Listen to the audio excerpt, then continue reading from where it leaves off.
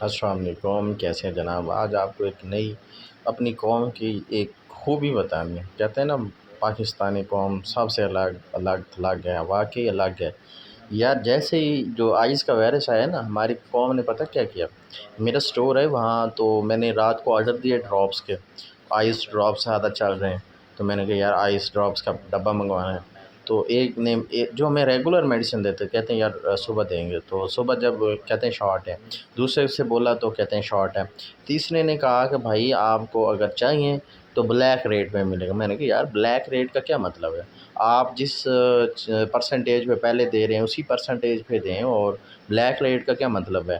کہتے ہیں شارٹ ہو گئے ہیں، اور میں نے کہا یار راتوں رات شارٹ کیسے ہو گئے؟